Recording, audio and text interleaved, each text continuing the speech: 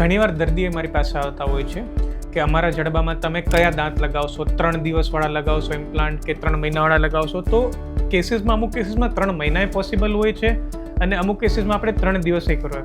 તો જે કેસીસ જેમાં બોન ક્વોલિટી સારી હોય છે અને પેશન્ટ વેઇટ કરવા માટે તૈયાર હોય છે, પ્લસ સર્જરી દરમિયાન જે ચીરા લગાવવામાં આવે છે અને ટાંકા લગાવવામાં આવે છે, તો સોજો દુખાવો થોડું ઘણું જે થતું હોય એ બેર કરવા તૈયાર હોય, તો એની માટે 3 મહિનાવાળા ઇમ્પ્લાન્ટ્સનો ઓપ્શન આપણી પાસે ઓપન હોય છે. બટ એવા કેસીસ કે જેમાં પહેલી વાર તો ડેન્ટલ ઇમ્પ્લાન્ટ્સ ઘણીવાર કહેતા કે પોસિબલ નથી, અથવા તો એવા ડાયાબિટીક પેશન્ટમાં જેમાં આપણે મિનિમમ ચીરફાડ કરવાની હોય છે. ત્રીજા એવા પેશન્ટ્સમાં કે જેમાં હાડકું ઘસાઈ ગયું હોય. આ ત્રણેય કેટેગરીના પેશન્ટ્સ ફોલ થાય છે ઇમિડિયેટ કોર્ટિકલ ઇમ્પ્લાન્ટ્સ માટે. તો એવા કેસીસમાં આપણે ઇમિડિયેટ ફંક્શનલ લોડિંગ એટલે કે કોર્ટિકોબેઝલ વડે આપણે માત્ર 2 થી 3 દિવસમાં ફિક્સ દાંત આપવું ફરજિયાત થઈ જતું હોય છે.